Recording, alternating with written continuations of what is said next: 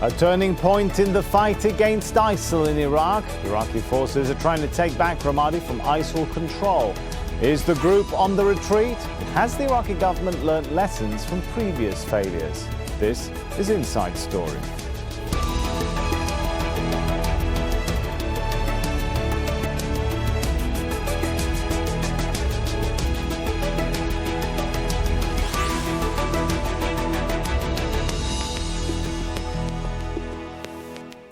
Hello and welcome to the show. I'm Sami Zaidan. For months, the Iraqi government has promised a major offensive to retake cities held by the Islamic State of Iraq in the Levant. And now it seems it's finally delivering on that pledge. Iraqi forces are closer than ever to winning back Ramadi, west of the Iraqi capital. Well, it's the main city in Anbar province, the heartland of the country's Sunni population. The battle for Ramadi, less than 100 kilometers from Baghdad, is ongoing, we're told. On Tuesday, Iraqi forces were in gunfights close to the center of the city for the first time since ISIL fighters moved in last May. And Baghdad says hundreds of ISIL fighters have been killed in the last 2 weeks in a push backed by US airstrikes. The forces on the ground include soldiers and Sunni tribal fighters, but not the Shia militias who've dominated much of the fight against ISIL this year. Well, if Iraq manages to retake Ramadi, it'll be a major win for those fighting ISIL and what's already been a year of net loss for the armed group. This is what ISIL's territory looked like at the start of 2015. And over the course of the year, they've gained this territory, including the historical town of Palmyra in Syria. But according to IHS Janes, ISIL's overall territory shrank about 14% this year, much of it lost to Kurdish fighters in northeastern Syria. And the Iraqi government won back some 6% of its territory from ISIL this year too. Well, lots to discuss then. Let's bring in our guests into the show. Joining us from Washington, D.C., Rahman al-Jabouri, Senior Programme Officer for the Middle East and North Africa at the National Endowment for Democracy. In Bristol, Matthew Glanville, former Special Advisor to the Iraqi government. He was also Advisor to the Governor of Anbar province. And completing our panel from London, Sabah al-Mukhtar, President of the Arab Lawyers Association. A warm welcome to you all. If I could start with Mr. Glanville, government forces and their allies seem to be making progress. What's changed since Ramadi fell in May? The Iraqi government is more coordinated and is receiving much more backing and much more on-the-ground backing from the US military, particularly in the form of airstrikes.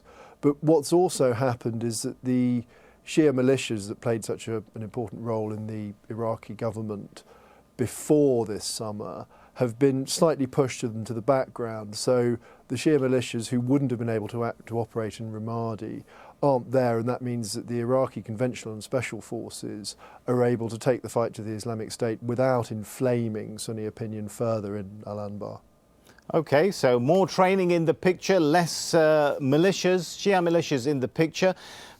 I guess my question, Mr. al-Mukhtar, is what about the Sunnis? Has there been a change in their role that's helped the progress of the Iraqi army?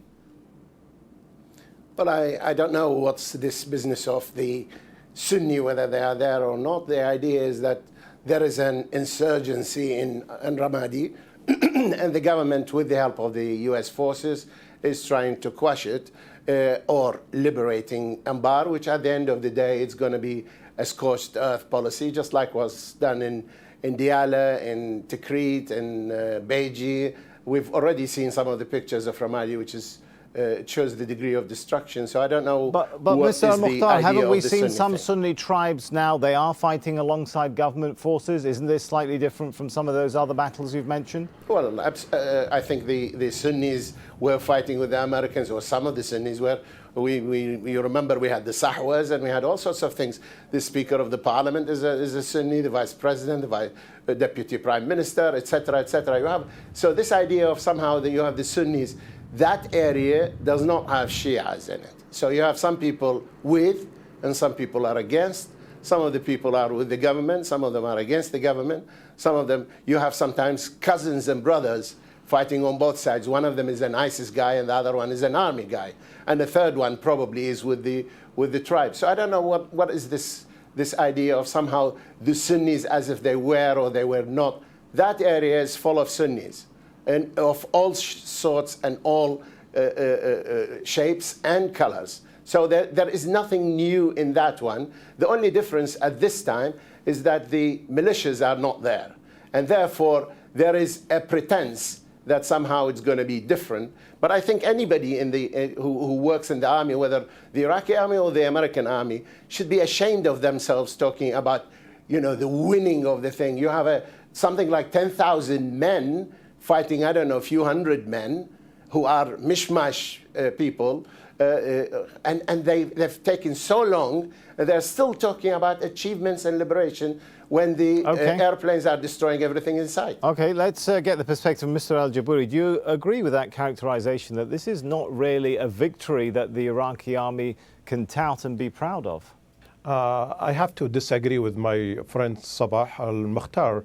First, let us go back a few months ago when the Iraqi army collapsed in Ramadi.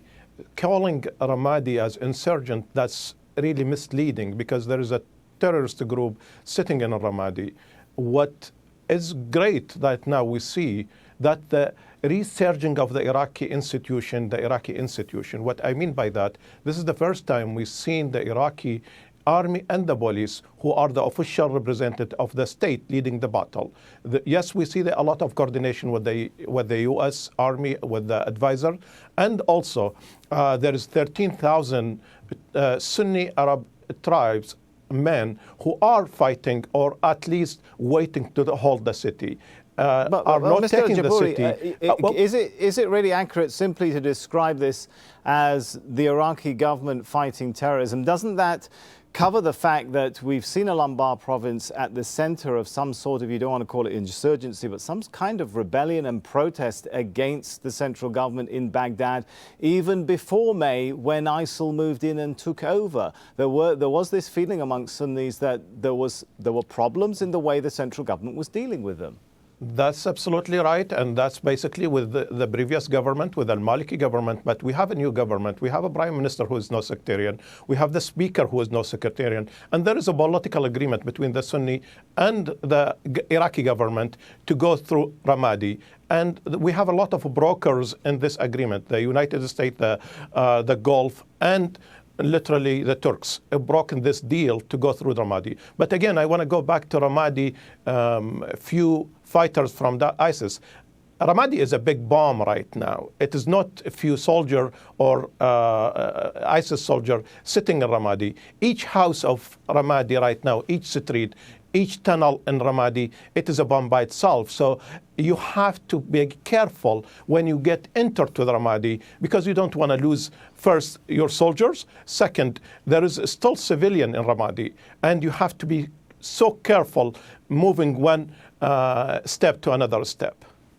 I could see Sabah al-Mukhtar there shaking his head, I think, in disagreement. So before I go back to Mr. Glanville, I want to give you a quick opportunity to tell me why you seem to be in disagreement.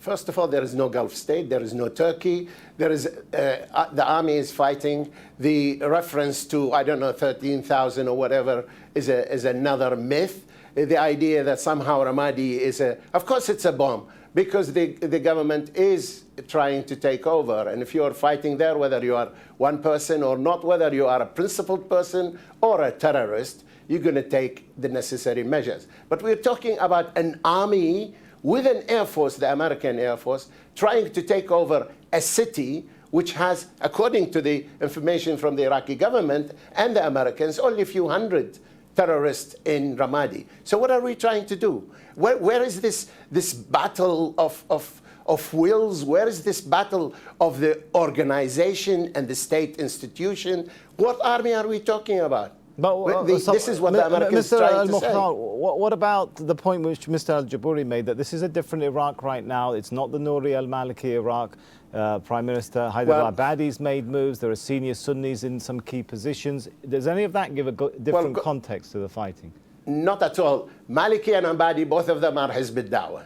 Malik Abadi cannot enforce one single decision he has made because Maliki is in the background. The main thing, both of them are working according to the agenda of the Iranians. That's why both Abadi is against the American intervention and the Hashd al-Sha'bi are against the American intervention because the Americans, it is perceived that the Americans are trying to fulfill their program of establishing the Sunni state. Because we have the Shias, we have the Kurds. What is lacking is the Sunni state. Since 2003, we are trying to create this one. And this is what they are trying to do now. We'll get into that in a minute. And I can see also Mr. Jabouri, I think, is shaking his head in disagreement now. But I want to bring Mr. Glanville before we get too much into this exchange. The fact that you have the army, Mr. Glanville, leading this charge, shall we say, in Ramadi, does that mean that you truly have a unified national army in charge right now? No, it doesn't. It means that certain elements of the army are able to operate in Sunni areas, and certain of the very highly trained elements of the army with a lot of American support.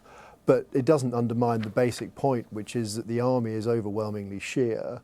The government is perceived by a lot of Sunni opinion, probably a majority of Sunni opinion, to be overly dominated by Iran and overly controlled by the Shia.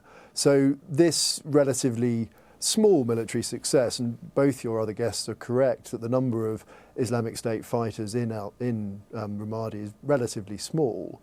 But we have to recognise that we've made some progress from where we were when Iraqi army units fled from Ramadi last year and then fled from Mosul the year before. So whilst the Abadi government hasn't done as much as it could, it is an improvement on the Maliki government in the sense of reaching out to the Sunni community. Okay, so an improvement. But Mr. Glanville, let me read to you what Amnesty International, a senior member of Amnesty International, Sunjiv Berry, said in October 2014, and I quote, "There is a lot of close collaboration. These Shia militias are sometimes operating as formal Iraqi forces, wearing uniforms and driving military vehicles. It's difficult," he goes on to say, "to know how much of the Iraqi central government's limited victories against ISIS are the result of the Shia militias." When you talk about progress has been made, has any progress been made on those sorts of problems? It has, but it's limited progress. The engagement of some Sunni tribal forces in their offensive on Tikrit back in the spring, the engagement, and I don't know to what extent, but some engagement of Sunni tribal forces in Ramadi is a positive step. We have to bear in mind the history here that Ramadi was the site of protests against Maliki two and a half years ago. So when Islamic State came in, they were pushing on an inflamed Sunni opinion that already existed. So the fact that Ramadi may be seems to be about to be retaken by the central government implies at least some shift in Sunni opinion. Right. And it's not, it's by no means ideal, and the Shia militias are a far too prevalent a force within the Iraqi government.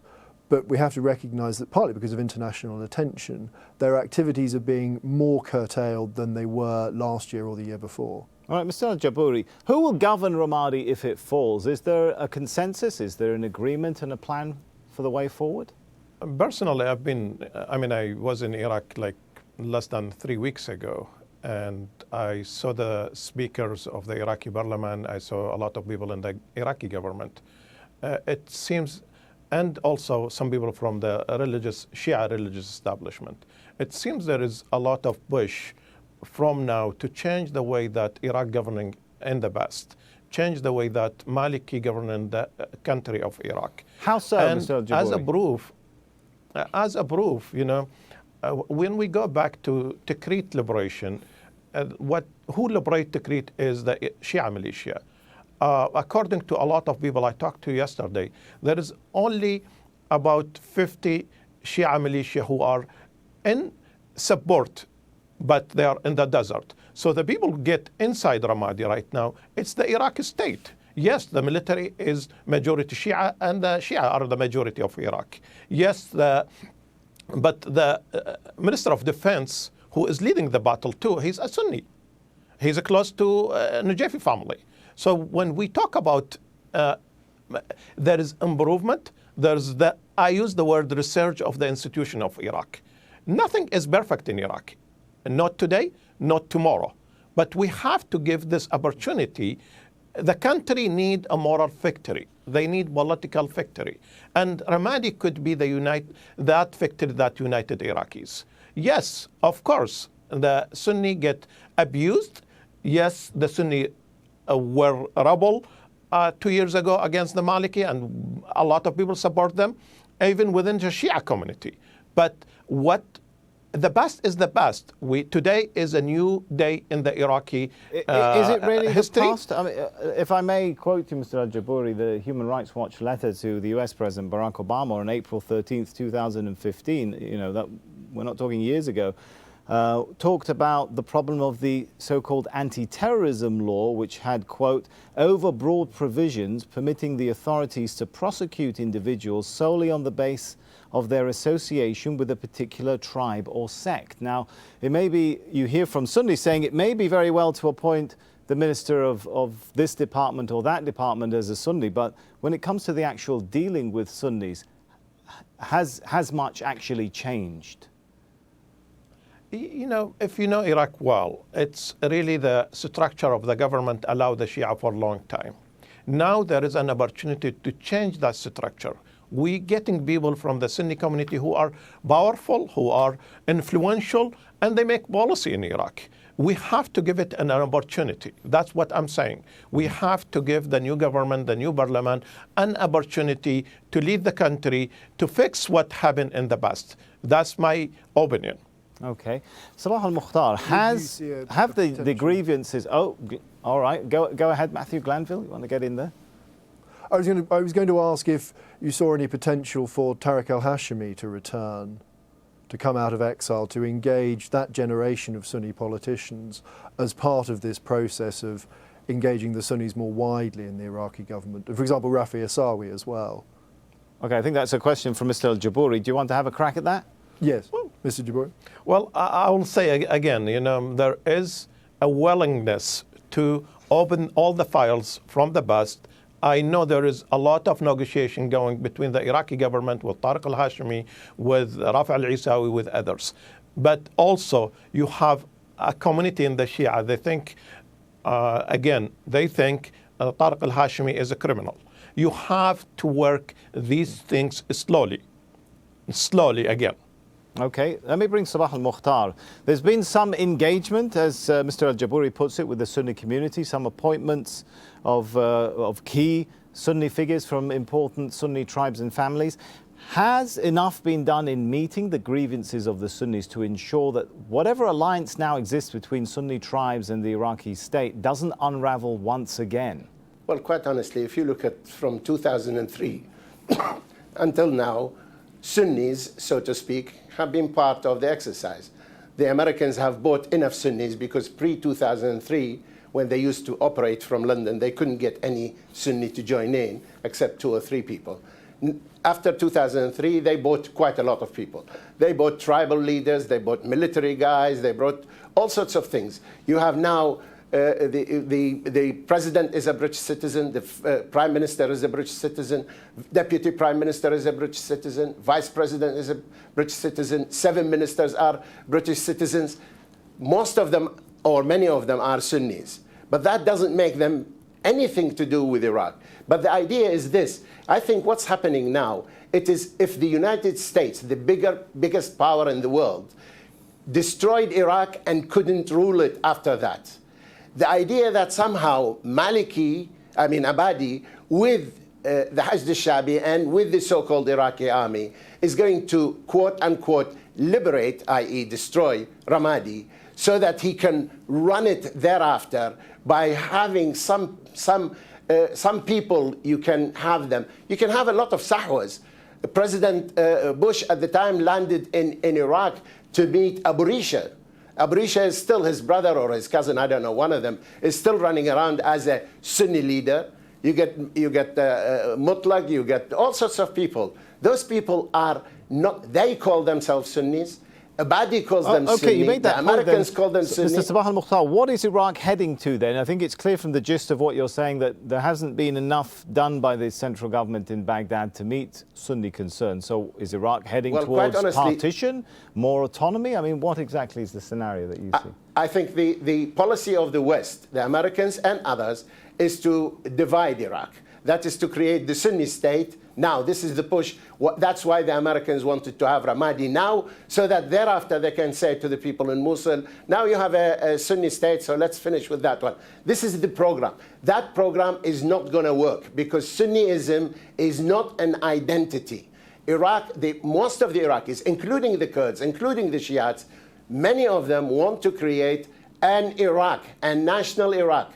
This is contrary to the plan which the Americans have put in 2003, that you have a Kurdish state, a Shia state, and now we want to create the Sunni state, which they've been trying it since 2003. I don't think it will succeed. I think the regime in Baghdad is no longer tenable, but the Americans cannot see an alternative unless they find a Sunni state. And they have been doing it 2003 until now. Probably they will be able to buy a few more people. Probably they will destroy Ramadi. Probably they'll get some, I don't know, the governor of Ramadi who's now sitting in Baghdad making pronouncements that he is the governor of Ramadi. Let me get in here if I can, Sabah al-Mukhtar, because I can see, I think Mr. al-Jabouri wants to comment on that. Go ahead, sir. Dear Sabah, as you know, the American has been in any official speech saying they need united Iraq. Where did you get your information? I don't know. One. Second, the Iraqi institution is clear. Iraqi constitution is giving a flexibility to any governorate or any region to establish a region. There is nothing in the Iraqi constitution which is written in 2005 by Iraqis saying there is a plan, unless it is a conspiracy that you believe in, there is a plan to divide Iraq in a three state. The word state never came. Even with Kurdistan, even with the Sunni, there is a flexibility in the constitution, and absolutely it is up to the Sunni seems to be moves towards that, at least in terms of the Kurds. My friend, I live in England. We are specialists in spin. That is, we make statements and we say things, but we do completely different. If you don't see what the Americans are doing and you think they want to create a unified state, despite the fact that now we have in London a Kurdish embassy, you have in Washington a Kurdish embassy, you have one in Paris, and now they are starting to open a new office for the Sunnis. If you don't see all these things and you think because the Constitution it is not says embassy, it is a regional representation. Okay. It is regional representation. I'm sitting here. It is not embassy. All right. Okay. Let's bring Matthew Glanville into. What would the fall of Ramadi mean for Fallujah, for Mosul, for some of the other ISIL-controlled areas? Is this group on the back foot, on the retreat, or the defeat? They are somewhat on the retreat. They've lost 10 to 15% of the territory that they controlled in Syria and Iraq within the last year. But Ramadi itself is symbolically important. But in terms of logistics and sort of military operations, it's not hugely important. It controls the road network to the west of Baghdad. It will have an impact on Islamic State's ability to raise taxes from the people of Ramadi. So what happens then? Do they become more of a guerrilla force operating al-Qaeda rather than a caliphate, a so-called caliphate, I should say? Yes, they'll move back to the west and the north of Ramadi, but they'll still control villages on those main routes that cross over towards Deir ez-Zor in Syria. So it won't have a huge effect from that point of view. I mean, if we compare, for example, the level of resources that the Islamic State put into the battle for Kobani last year, where they put in thousands and thousands of troops, whereas it seems that Ramadi they're trying to hold with a few hundred. So I think they recognise that in the face of Western air power and a more coordinated Iraqi army, they can't hold territory in that way. So they will pull out for probably to strike somewhere else that we're currently not paying attention to. So it may be that we see another attack in Beiji or potentially even the Mosul Dam, which are areas that they've vacated in the last few months. I know our other guests want to continue to discuss this, but I'm afraid we're out of time. Sabah al-Mukhtar, I'm sure, I have a funny feeling we're going to be talking about this again in the very near future, so apologies that we do have to end it here. Let's thank our guests, Rahman al-Jabouri, Matthew Glanville and Sabah al-Mukhtar. And thank you for watching. As always, you can leave your comments on the programme page of our website, aljazeera.com. You can post your views on facebook.com/AJ Inside Story or tweet us at AJ Inside Story. From me, Sami Zaidan, and all the team, for now, it's goodbye.